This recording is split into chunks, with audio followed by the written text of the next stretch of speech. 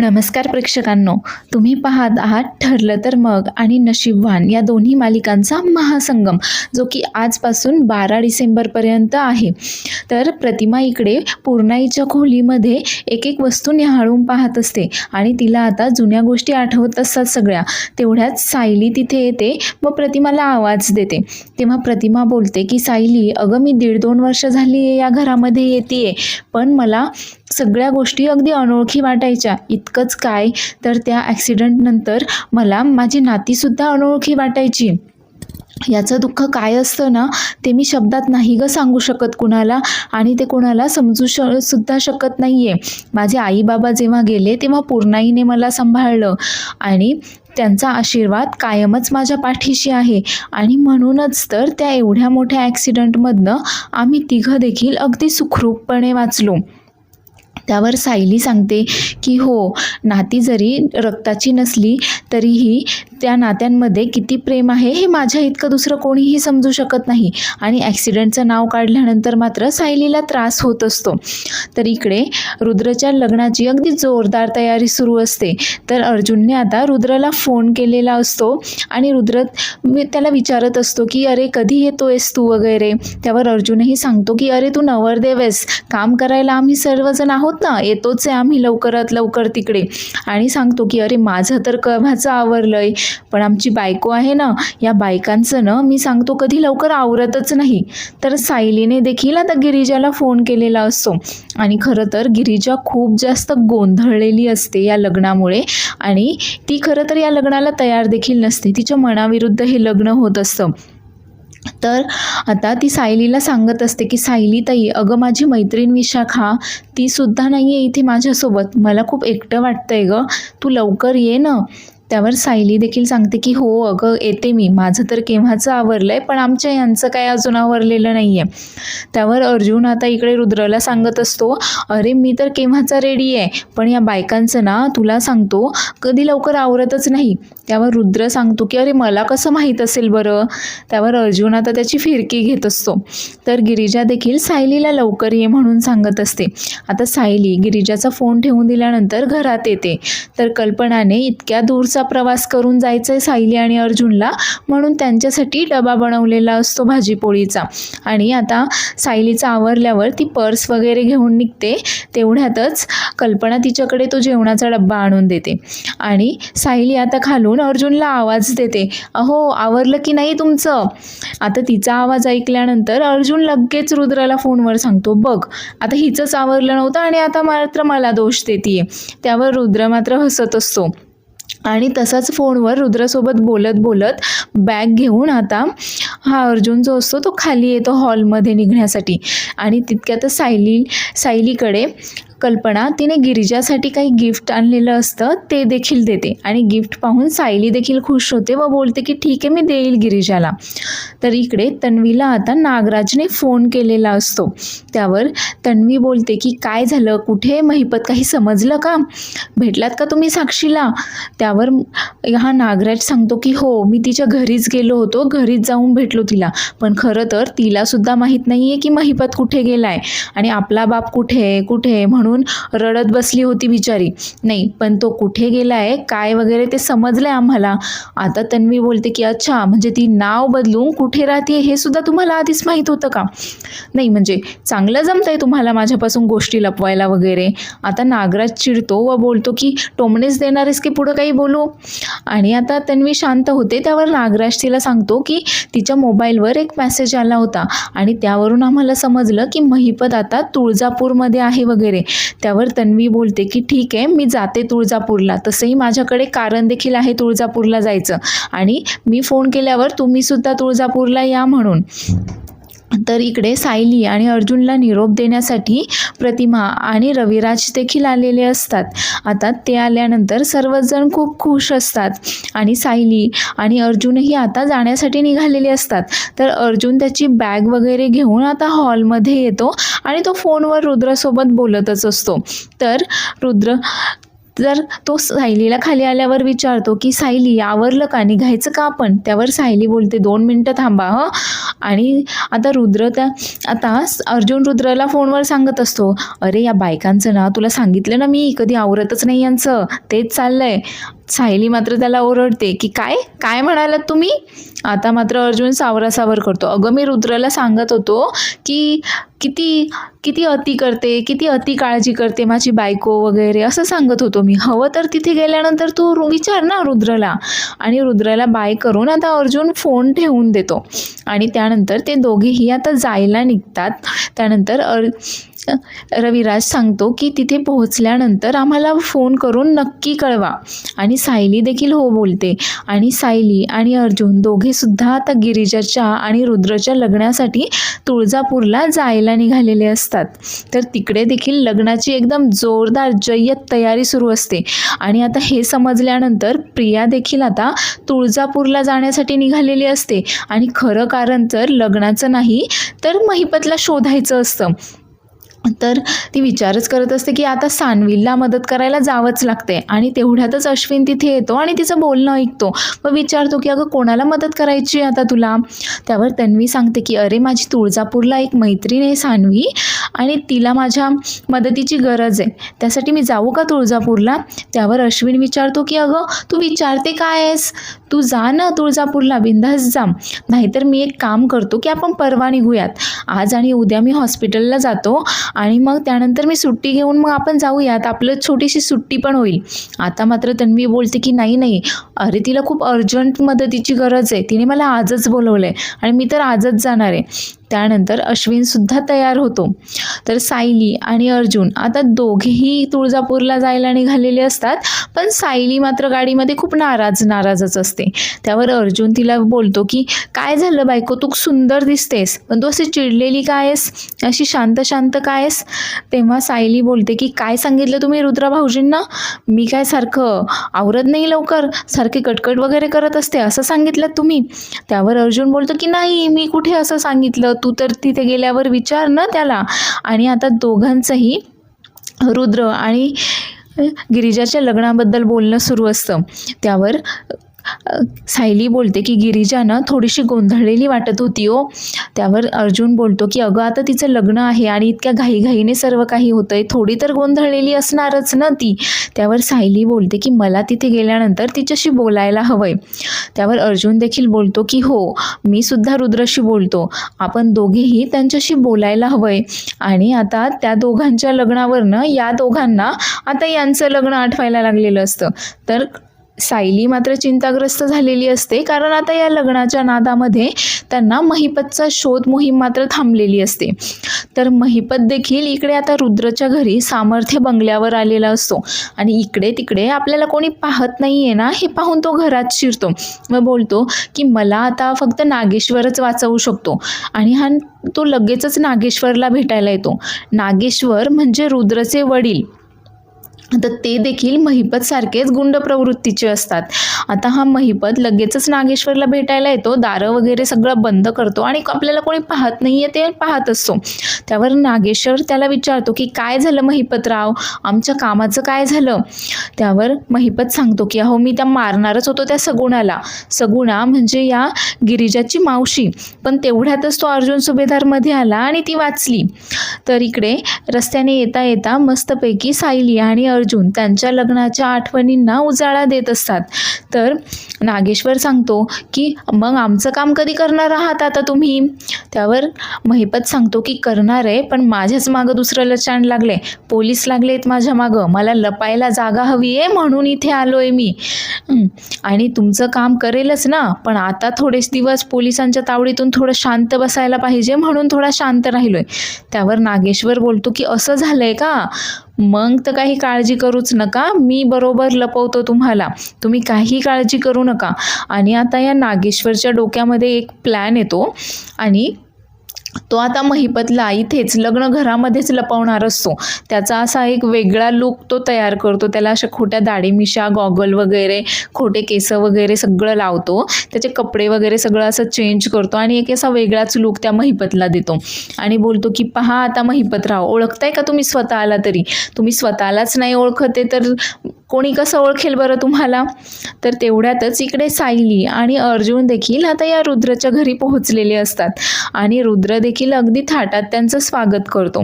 तेवढ्यातच नागेश्वर देखील तिथे येतो आणि ही वासंती देखील तिथेच असते.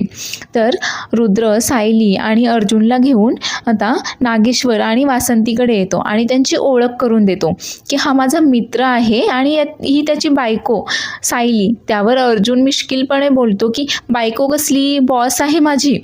आता सर्वजण हसत असतात. तर तेवढ्यातच नागेश्वर बोलतो की खूप ऐकलंय मी तुमच्याबद्दल, आज भेटायचा योग आला. त्यावर सायली बोलते की कोणाकडून आणि कसं काय? त्यावर नागेश्वर सांगतो की आमच्या चिरंजीवांकडून, अजून कोणाकडून? आणि तेवढ्यातच तिथे महिपत येतो. तर अर्जुन विचारतो की रुद्र यांची ओळख काय आहे? त्यानंतर नागेश्वर महिपतला जवळ बोलवतो व बोलतो की नाही, चिरंजीव काही त्यांना ओळखत नाही, हे अण्णासाहेब आहेत. अण्णासाहेब म्हणजे आमचे जुने मित्र, खासदार वगैरे आहेत ते. आता मात्र सायली आणि अर्जुनला त्याच्यावर संशय येतो आणि ते मात्र संशयानेच महिपतकडे पाहत असतात आणि महिपतच्या हे लक्षात आल्यानंतर तो लगेच त्याच्या खिशातून फोन काढतो आणि लगेच जसं काय फोनवर बोलतोय असं नाटक करत बाजूला निघून जातो. त्यावर सायली बोलते की कदाचित यांना आवडलं नसेल आपण इथे आलेलो. आणि त्यावर नागेश्वर बोलतो की तुम्ही आता बसा इकडे, मी पाहतो त्यांना काय झालंय ते. आणि नागेश्वर देखील आता पटकन महिपतकडे निघून जातो. तर महिपत नागेश्वरला सांगत असतो की अरे काय, त्यांनी ओळखलं असतं वगैरे मला. आणि लगेचच नागेश्वर महिपतला घेऊन आता वरती वाड्याच्या एका खोलीमध्ये जातो. तर यांना सायली आणि अर्जुनचा पाहुणचार करण्यासाठी आता वासंती रुद्रला सांगते. तर हा महिपत देखील आता नागेश्वर सोबत इकडे आलेला असतो लपून बसण्यासाठी. तर तन्वी देखील म्हणजेच प्रिया देखील आता तिची जी मैत्रीण आहे ही सावी, खरं तर या सावीला त्या रुद्रसोबत लग्न करायचं असतं, पण गिरिजाचं लग्न होतंय म्हटल्यानंतर गिरिजाला बाजूला करून हिला आता रुद्रसोबत लग्न करायचे आणि त्यासाठी तिने प्रियाला मदतीला बोलावले. आणि या सगळ्यामध्ये या रुद्रची आत्या देखील सामील आहे. तर प्रिया तिथे आल्यानंतर ती एक कसलीशी बाटली जी असते ती सावीला देते व बोलते की हे बघ, मी तुझ्यासाठी काय आणलंय. त्यावर सावी विचारते की काय आहे हे, काय करणार आहोत आपण याचं? त्यावर प्रिया सांगते की त्या गिरिजाची जी मेहंदी आहे ना त्याच्यामध्ये हे सगळं मिक्स करून द्यायचं. आणि आता लग्नाची मेहंदी आहे म्हटल्यानंतर ती मेहंदीचा वास तर घेणारच. आणि जसं ती मेहंदीचा वास घेईल ना तसं लगेचच ती बेशुद्ध होऊन पडेल. आणि मग काय, ती बेशुद्ध होऊन पडल्यानंतर आता ही रुद्रची आत्या सांगते की लगेचच आम्ही तिला एका चादरीमध्ये वगैरे गुंडाळणार आणि खिडकीच्या बाहेर फेकून देणार आहोत, असा प्लॅन आहे. तर आता सावी विचारते पण मग त्यांनी तर आधीच मेहंदी बनवली असेल ना, मग ह्या मेहंदीचं काय करणार आपण? त्यावर आता रुद्रची आत्या सांगते की अगं, आपण त्या मेहंदीची अदलाबदल करणार आहोत आणि मग ती मेहंदी आपण घेऊन येऊ आणि ही एक मिक्स केलेली मेहंदी तिला लावायला देऊ. आणि जसं ती त्या मेहंदीचा वास घेईल ना ती बेशुद्ध होऊन पडेल आणि मग आम्ही लगेचच तिला चादरीमध्ये गुंडाळून खिडकीतनं बाहेर फेकून देणार आहोत. त्यावर सावी विचारते की पण खिडकीतनं बाहेर फेकल्यावर तिला कोणी पाहिलं तर मग काय होईल? त्यावर प्रिया सांगते की तू काळजी करू नकोस, आपली 2 माणसं आधीपासूनच बाहेर असणार आहेत आणि तिला बाहेर फेकल्यानंतर ते लगेचच तिला तिथून गायब करणार आहेत. आणि आता ती गायब आहे म्हटल्यानंतर रुद्रची आत्या बोलते की आता ती गायब झाल्यानंतर रुद्रने मला वचन दिल्याप्रमाणे जर गिरिजा लग्नातनं पळून गेली तर तो सावीसोबत लग्न करणार, म्हणजेच तुझं आणि त्याचं लग्न होणार. त्यामुळे आता सावी देखील हा सगळा प्लॅन ऐकून खूप खुश झालेली असते आणि आता गिरिजाला बाजूला करून रुद्रसोबत लग्न कसं करायचं हाच आता या तिघींचा मस्तपैकी प्लॅन सुरू असतो. पण त्यांना काय माहिती की इथे सायली आणि अर्जुन देखील आलेले आहेत आणि ते असल्यानंतर यांचा एकही प्लॅन सक्सेसफुल होणार नाही आहे म्हणून. तर अर्जुनला तो वाडा मात्र जाम आवडलेला असतो. त्यामुळे तो रुद्रला बोलतो की रुद्र, अरे हा वाडा तरी दाखव मला, मला खूप छान आवडला हा तुमचा वाडा. त्यावर रुद्र देखील अर्जुनला तो वाडा दाखवत असतो. तर नागेश्वर इकडे महिपतला घेऊन येतो एका खोलीमध्ये व त्याला तिथे थांबायला सांगतो व बोलतो की तुम्ही इथेच थांबा, मी तुमची लपायची काहीतरी सोय करतो किंवा तुम्हाला आउट हाऊसमध्ये वगैरे ठेवतो, तिकडे काय कोणी येणार नाही. त्यावर महिपत बोलतो की तो सायली आणि अर्जुन कसे डोळ्यात डोळे घालून पाहत होते माझ्याकडे. मला तर वाटलेलं होतं की आता काय बाणच सोडतात की काय माझा एन्काउंटर करायला. तुमच्या वाड्याला काही भुयार वगैरे आहे की नाही, त्या भुयारातून जातो ना मी तिकडे. त्यावर नागेश्वर बोलतो की किती विचार करता तुम्ही जरा शांत राहा, मी तुम्हाला ठेवतो आउट हाऊसमध्ये, तिथे मात्र तुम्हाला कोणीही ओळखणार नाही. असं सांगून आता नागेश्वर देखील महिपतला त्या खोलीमध्ये कोंडून घेतो आणि तिथे आपल्याला कोणी पाहत नाहीये ना म्हणून निघून जातो. तर अर्जुन आणि रुद्र देखील आता त्याच खोलीपर्यंत तिथे पोहोचलेले असतात वाडा पाहत पाहत, आणि तेवढ्यातच रुद्रला कोणाचा तरी फोन येतो म्हणून बोलण्यासाठी तो बाजूला जातो. तर नागेश्वर निघून गेल्यानंतर महिपत मात्र खूप संतापलेला असतो की या अर्जुन सुभेदारामुळे आजपर्यंत मला या 4 भिंतींमध्ये अडकून पडायची वेळ आली आहे, नाहीतर आजपर्यंत कधीसुद्धा मी या भिंतींमध्ये असा अडकून पडलो नव्हतो. इतके दिवस अंडरग्राऊंड राहिलोय मी. आणि तो दार वाजवत असतो. आता अर्जुनला प्रश्न पडतो की आत कोणी आहे की काय, अडकलंय की काय, आणि हेच पाहण्यासाठी दार उघडून अर्जुन आता आत येतो. तर पाहतो तर काय इकडे तिकडे कोणीच नसतं. हा महिपत आता मस्त अर्जुनवर हल्ला करण्यासाठी पिस्तूल वगैरे काढून असं भिंतीचा पडद्याचा आसरा घेऊन लपून बसलेला असतो. आता अर्जुन महिपतच्या दिशेने जातो आणि तो महिपतपर्यंत पोहोचणार तेवढ्यातच मागून रुद्र येतो आणि अर्जुनला आवाज देतो व रुद्र बोलतो की अर्जुन, अरे तू इथे काय करतोयस, ही माझी खोली नाही आहे, माझी खोली तर तिकडे आहे, चल आपण तिकडे जाऊयात. त्यावर अर्जुनही बोलतो की हो, आणि अर्जुन परत जाताना एकदा त्या खोलीचा दरवाजा बंद करून जातो. तर सायली देखील आता इकडे गिरिजाच्या खोलीमध्ये तिला भेटायला आलेली असते आणि सायलीला पाहिल्यानंतर मात्र गिरिजा खूप जास्त भावूक होते आणि तिला मिठीच मारते. त्यावर सायली देखील तिला समजावत असते. तर इकडे अर्जुन देखील रुद्रला समजावत असतो की हे बघ, आता मी तुला सावध करतोय हं. त्यावर रुद्र बोलतो की ए बाबा, तू तर मला घाबरवूनच देतोयस. त्यावर अर्जुन बोलतो की नाही रे, घाबरवून देत नाहीये मी तुला. गिरिजा तसंही खूप गोड मुलगी आहे, खूप शांत स्वभावाची आहे, ती खूप समजूतदार आहे वगैरे. त्यावर रुद्र बोलतो की हो न, आणि तिच्या याच स्वभावाच्या तर मी प्रेमात पडलो, आणि आता जिच्या प्रेमात पडलोय तिच्याशीच माझं लग्न होतंय, यापेक्षा अजून काय हवंय. तर गिरिजा इकडे सायलीला सांगत असते की मी खूप गोंधळलेली आहे वगैरे, मला काहीच कळत नाही आहे. त्यावर सायली देखील तिला समजावते की अगं रुद्र भाऊजी खूप चांगले आहेत, त्यांचा स्वभाव देखील खूप छान आहे, आणि हे बघ मी तुझ्यासाठी काय गिफ्ट आणलंय. आणि कल्पनाने दिलेलं गिफ्ट सायली आता इथे गिरिजाला देते. तर रुद्र इकडे आता अर्जुनला सांगत असतो की इतक्या सगळ्या गिरिजाच्या गुणांच्याच मी प्रेमात पडलो आणि म्हणूनच आता मी तिच्यासोबत लग्न करतोय. तर अर्जुन त्याला समजावत असतो की हो, पण तिला तिची स्पेस देणं सुद्धा तेवढंच गरजेचं आहे लग्नानंतर. तिच्या पाठीशी नेहमी खंबीरपणे उभा राहा. त्यावर रुद्र देखील सांगतो की हो, मी तिची साथ कधीच सोडणार नाही.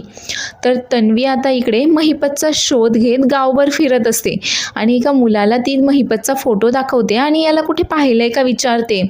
त्यावर तो मुलगा सांगतो की हो हो, ह्या माणसाला मी पाहिलंय, तो माणूस कुठल्या तरी सुभानरावशी बोलत होता. त्यावर आता तन्वी विचारते की या सुभानरावला कुठे शोधू आता मी.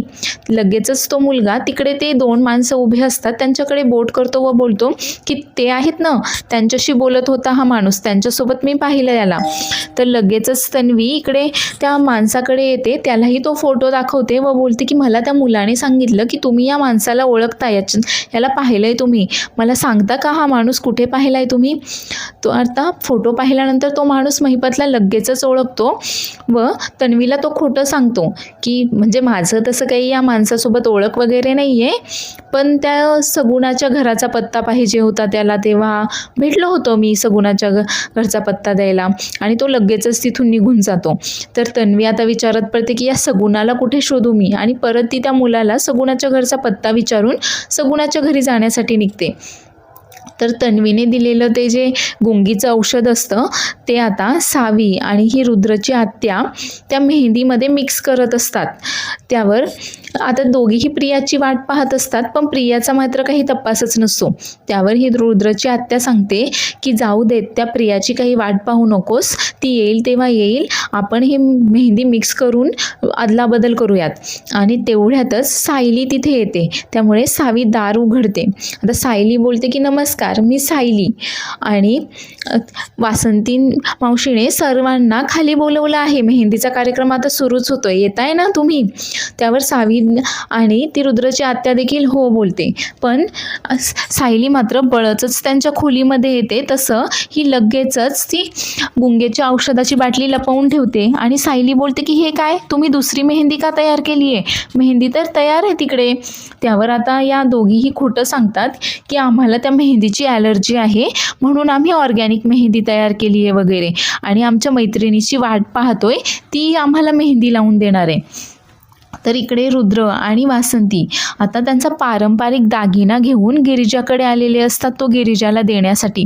त्यावर वासंती गिरिजाला बोलते की हा एक पारंपरिक दागिना आहे, ही आपली परंपरा आहे, हा फक्त दागिना नाही आहे, आणि मला माझ्या सासूबाईंनी दिला होता हा, आणि आज मी तुला देते.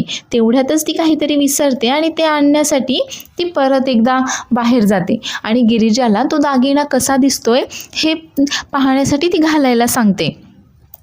तर इकडे ही सावी मात्र कोणाची तरी वाट पाहतीये म्हटल्यानंतर सायली विचारते कोणी येणार आहे का, ही कोणाची वाट पाहते. त्यावर रुद्रची आत्या सांगते की आमची एक मैत्रीण येणार आहे, तीच आम्हाला मेहंदी लावून देणार आहे, म्हणून आम्ही वाट पाहतोय. त्यावर सायली बोलते की पण मेहंदी तर रुद्र आणि गिरिजाची आहे ना, मग तुमचं काय बरं, कोण मैत्रीण येणार आहे. त्यावर आता ही रुद्रची आत्या चिडते व बोलते की लईच प्रश्न पडतात ग तुला, त्यापेक्षा ना तुला गिरिजाची काय मदत हवी आहे वगैरे तिकडे पहा, गिरिजाकडे जातो. त्यावर सायलीही बोलते की हो, गिरिजाला माझी कुठे कुठे मदत पडणार आहे ना, हेच पाहायला तर मी आली आहे इथे, जाते मी. आणि सायली तिथून निघून जाते. त्यानंतर सावी लगेचच या रुद्रच्या आत्याकडे येते आणि त्या दोघींचं बोलणं सुरू असतं की प्रियाने आपल्याला हिच्यापासूनच तर वाचून राहायला सांगितलंय ना. तर दोघीही आता प्रियाची वाट पाहत असतात, पण प्रिया काही येत नाही. त्यामुळे प्रियाची वाट न पाहताच आता ते मेहंदी जी असते ते बदलायचं त्या दोघी ठरवतात. आणि तर इकडे रुद्र आणि रुद्रची आई पारंपरिक दागिना देण्यासाठी गिरिजाकडे आलेले असतात आणि रुद्रची आई आता तो त्यांचा पारंपरिक दागिना जो असतो तो गिरिजाला देते व सांगते की माझ्या सासूबाईंनी मला माझ्या लग्नाच्या वेळेस दिला होता आणि आता मी माझ्या सुनेला देतीये. हा फक्त दागिना नाही तर आपली परंपरा आहे. आणि तेवढ्यातच ती काहीतरी विसरते व सांगते की मी आलेच, पण तोपर्यंत तो दागिना घालून मला दाखव, मला पाहायचं आहे की माझी सून किती सुंदर दिसते ते. आणि रुद्रची आई म्हणजेच वासंती आता गजरा विसरलेली असते आणि तो आणण्यासाठी ती जाते. तर इकडे गिरिजा आता तिने आधी घातलेला हार काढून ठेवते आणि या वासंतीने दिलेला हार घालत असते, पण तिला एकटीला मात्र काही तो हार घालता येईना. रुद्रही आता तिथेच असतो, त्यामुळे तिला असं अवघडलेलं पाहून रुद्र तिला बोलतो की मी काही मदत करू का.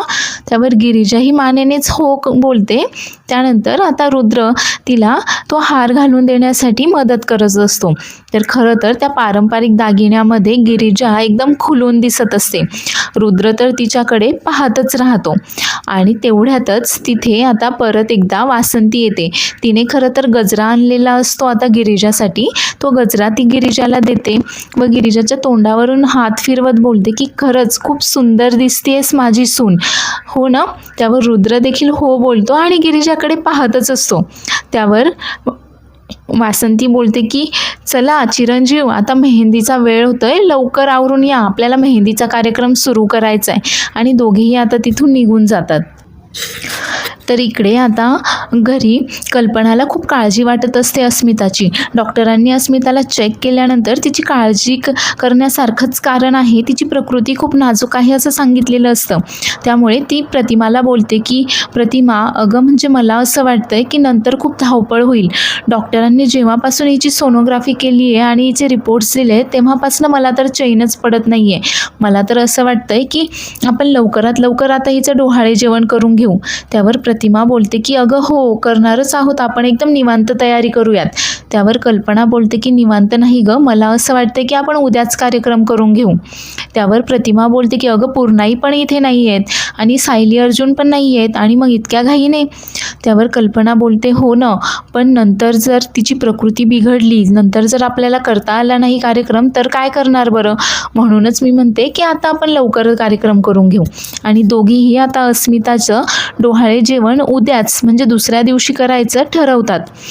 तर इकडे आता मेहंदीचा कार्यक्रम आता सुरू झालेला असतो आणि प्रिया अजून कशी आली नाही म्हणून ती सानवी आता त्या प्रियाला फोन करते. तर प्रिया सांगते की अगं मी इथेच आहे आणि प्रिया तिथेच ते बंगल्याच्या बाहेर असते. एक काम कर, मी आलेच तोपर्यंत तू ते मेहंदीचं वाडगं जे आहे ते बदलून टाक, म्हणजे आपला कार्यक्रम ठीक होईल, आपला प्लॅन सक्सेसफुल होईल म्हणून. तर सानवी देखील हो बोलते. आता ही रुद्रची आत्या आणि सानवी ती मेहंदी बदलणार असतात. तर सानवी हातामध्ये ते मेहंदीचा बाऊल घेऊन इकडे आलेली असते. तर इकडे मेहंदीसाठी रुद्र आणि अर्जुन आधीपासूनच येऊन बसलेले असतात. सर्व पाहुणे वगैरे मंडपामध्ये येऊन बसलेले असतात. तर सायली तिकडनं गिरिजाला घेऊन येते आणि गिरिजाला आणल्यानंतर तिचं ते रूप पाहून रुद्र तर तिच्याकडेच पाहत असतो. आता अर्जुनच्या हे लक्षात येतं आणि अर्जुन त्याला तर त्यांच्या लग्नाचं सांगत असतो की अरे आम्ही तर 2-2 वेळा लग्न केले वगैरे, पण रुद्रचं मात्र सगळं काही लक्ष जे असतं ते फक्त गिरिजाकडेच असतं. आणि हे लक्षात आल्यानंतर अर्जुन त्याची फिरकी घेत असतो. अरे तुझ्या नाकावर माशी बसली आहे. तेव्हा रुद्र बोलतो हो. अरे ती माशी चिडली आहे. रुद्र बोलतो हो. असं आता करून अर्जुन त्याची फिरकी घेत असतो. आणि सायली देखील आता गिरिजाला घेऊन येते आणि स्टेजवर तिथे तिला मेहंदी लावण्यासाठी बसवते. तर सानवी देखील आता ती मेहंदी एक्सचेंज करण्यासाठी घेऊन येत असते, पण तेवढ्यातच एका बाईला तिचा धक्का लागतो आणि ती बाई खाली पडते. त्यामुळे सगळेच जण आता त्या बाईला पाहायला जातात. तर सायली त्यांना विचारते की तुम्ही ठीक आहात ना, तुम्हाला लागलं नाही ना जास्त. आणि तेवढ्यातच प्रिया म्हणजेच तन्वी देखील तिथे येते. आता तिने काही सायलीला पाहिलेलं नसतं, पण सायलीचं लक्ष मात्र लगेच तिच्याकडे जातं आणि सायली विचार करते की आता ही का इथे आली आहे, ही इथे कशी काय. आणि ती गिरिजाला सांगते की तू थांब मी आलेच. आणि आता सायली प्रियाच्या दिशेने जात असते. तर तेवढ्यातच तिचा धक्का जो असतो तो ती मेहंदी घेऊन येणाऱ्या सावीला बसतो आणि त्यामुळे ती सगळी मेहंदी जी असते ती सावीच्या तोंडावर सांडली जाते. आता हे पाहून सर्वच जण खरं तर खूप आश्चर्यचकित झालेले असतात. सर्वच उठून उभे राहतात आणि हा सगळा काय प्रकार सुरू आहे हे पाहत असतात. सायली देखील या प्रकारामुळे खूप जास्त गोंधळून गेलेली असते. तर सर्वांचं लक्ष मात्र आता इकडे सावीकडेच असतं. तर सायलीचं सगळं लक्ष मात्र प्रियाकडे असतं की आता प्रिया कुठे गेली आहे आणि ती इथे का आली आहे म्हणून. तर त्यानंतर हळदीच्या कार्यक्रमामध्ये सुद्धा प्रिया आणि ही रुद्रची आत्या ठरल्याप्रमाणे आग वगैरे लावून कार्यक्रमामध्ये विघ्न आणायचा प्रयत्न करतात. हे मात्र सायलीच्या लक्षात येतं आणि रुद्रची आत्या त्या नागेश्वरला बोलते की दादासाहेब अजून किती विघ्न येणार आहेत या कार्यक्रमामध्ये, कसा होणार आहे हे लग्न वगैरे. त्यावर सायली आणि अर्जुनच्या लक्षात येतं की हे लोक लग्न मोडायचा प्रयत्न करतायत. त्यामुळे हळदीच्या वेळेस सायली आणि अर्जुन दोघेही रुद्र आणि गिरिजाला एकमेकांकडे ढकलून देतात. आता गिरिजाला पडताना रुद्र पकडतो आणि वाचवतो आणि त्याच गडबडीमध्ये त्याची उष्टी हळद गिरिजाला लागते.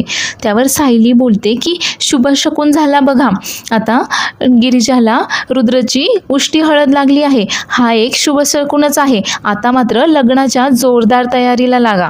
तर असा हा ठरलं तर मग आणि नशीबवान या दोन्ही मालिकेंचा महासंगम आहे. आता या महासंगममध्ये सायली तन्वी इथे का आली आहे, तिचं कटकारस्थान पकडेल का, महिपत इथे काय करतोय, महिपत आणि नागेश्वरचं सत्य या सायली आणि अर्जुन समोर येईल का. त्यानंतर रुद्र आणि गिरिजाचं लग्न निर्विघ्नपणे पार पडेल की नाही हे पाहण्यासाठी पुढील एपिसोड पाहायला देखील विसरू नका. आणि व्हिडिओ आवडला असल्यास चॅनेलला लाईक, शेअर आणि सबस्क्राईब देखील नक्की करा.